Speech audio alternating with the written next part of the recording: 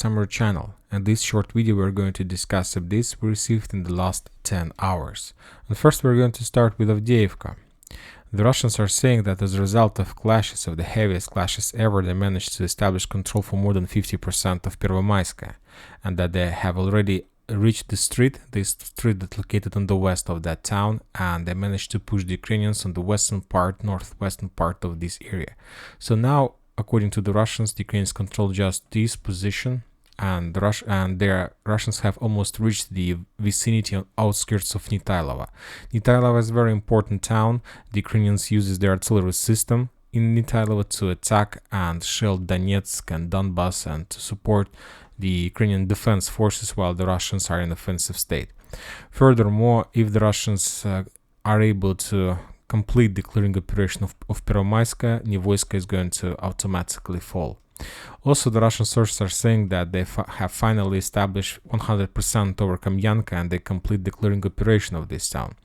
Another interesting piece of information is that there is a difference between the Russian sources map and the Western sources map. The Russians are saying that Visel is under their control.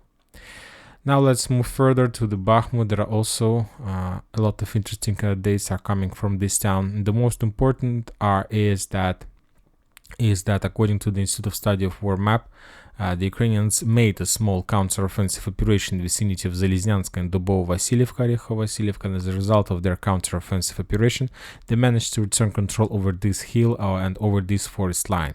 So we can say that from now on this territory is under Ukrainian control. This is not a very big salient, but anyway, this was a problem for the Ukrainians because the position and the places where the Ukrainians were able to make some rotation and exchange process between Pervomais'ke and this salient was very short. Now the Ukrainians managed to develop their bridgehead and they made another step to improve their positions before the greatest counteroffensive or unblock operation of Bakhmut. A very interesting picture coming from Bakhmut. If you take a look at this map, this is the picture of map for the 24th of March, so it's like a very fresh update, and there are a lot of interesting things you can find on this picture. First of all, as you can see, there are a lot of fire on the western part of Bakhmut, on the northwestern part of Bakhmut, and the southwest part of Bakhmut, and there are a lot of fire in the central part. Furthermore, as you can see, there are no fire in the south, east, and the north. As we understand, that means, and from the other side, it confirms the real position of the Ukrainian forces and the Russian forces. We see that there are no fire above on the territory that is under Russian control, and there are a lot of fire under Ukrainian forces controlled territory. And this is very interesting because, as I understand, the Ukrainians don't have any kind of artillery support, because we see that they're not attacking the Russians who attacks them inside the town. And when talking about the Russians, they're ruining the western part of Bakhmut heavily.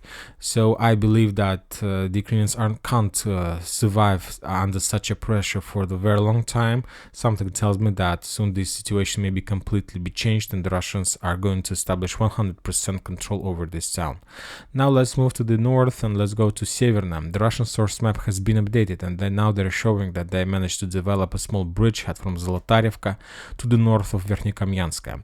The Russians took a decision to pass by the trenches and fortification that located on the eastern part of Kam'yanka. During the first phase of special military operation, when the Russians completed the story of Lysychansk agglomeration, they started storming of these trenches, but then they were defeated, and I believe that now the Russians want to pass by these trenches from the north and to force the Ukrainians to step back from this area. Furthermore, by taking control over this territory, the Russians also tries to encircle the Ukrainian forces that located in Bilohorivka.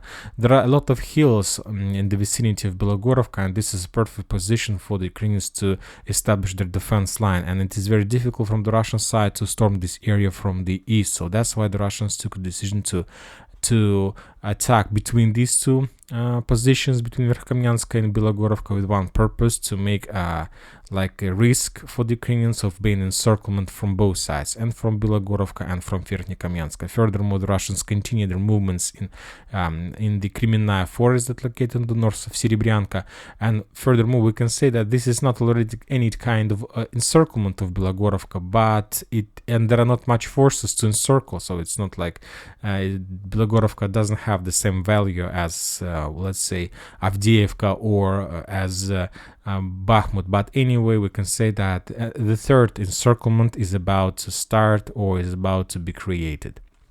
And that's it about this short update. Military Summer channel reminds we condemn any violence in Ukraine. Thank you for watching. Subscribe to my channel, put your likes, join my Patreon, and have a good day. Bye bye.